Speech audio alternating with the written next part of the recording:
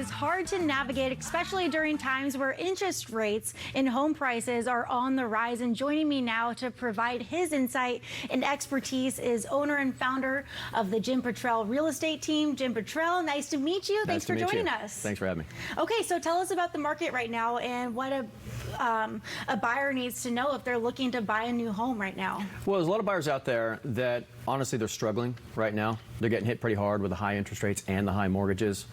People that waited, they're paying an especially high price right now.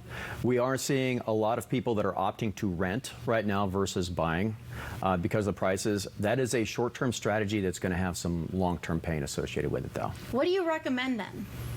Well, I recommend you always move forward on this. Renting is a terrible strategy.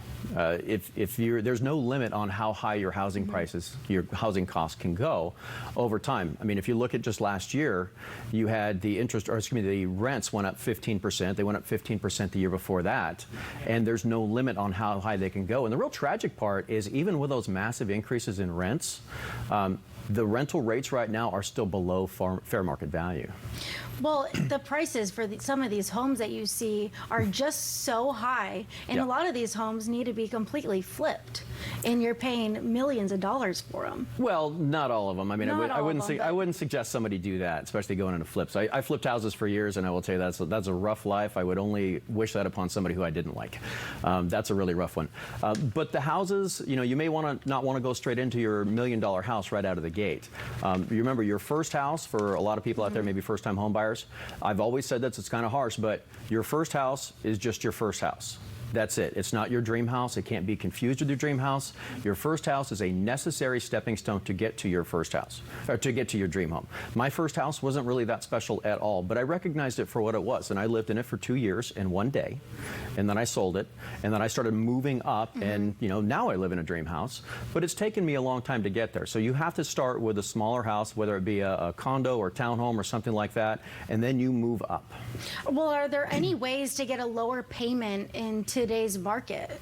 Yeah, there actually is. There's, it's tough out there, but there is some relief out there now, and there's more relief coming. So, for example, you don't have to get a 30-year fix. Some of our buyers right now are entering into escrow where their rates are 3.5%, whereas 30-year fix is 6.3. So there are some programs out there where you can get a much lower interest rate.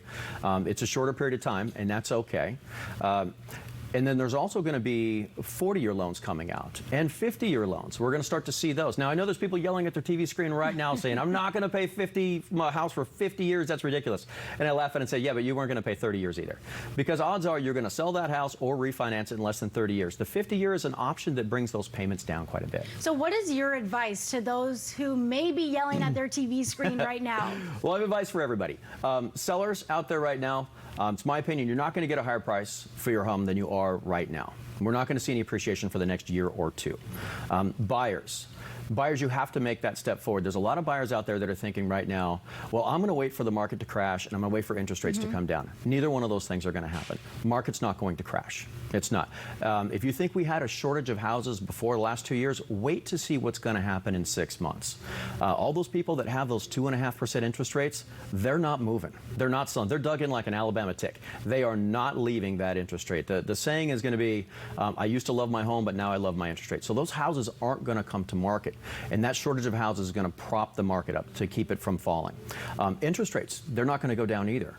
We are so far behind the power curve in attacking inflation that rates are going to go up, up, up. So what I say to those buyers that are thinking, hey, I'm going to wait, even if the prices do come down, let's say 10%, which I don't really think is going to happen, but let's say they do.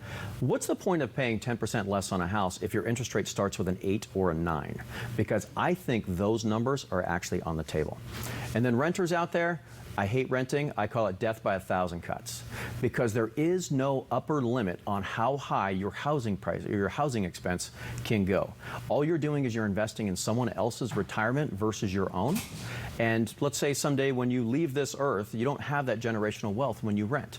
How are you going to leave that rental to your kids? Right. But if you own that home, you invest in your own retirement, and understand that owning a home is a retirement vehicle. All right. Go ahead. Well, Jim Bottrell, I just wanted to say thank you so much for joining us on Good Morning San Diego. We are unfortunately out of time here, but I appreciate your expertise, and I'm sure we will have you on once again. Great. Thank you very much. Absolutely.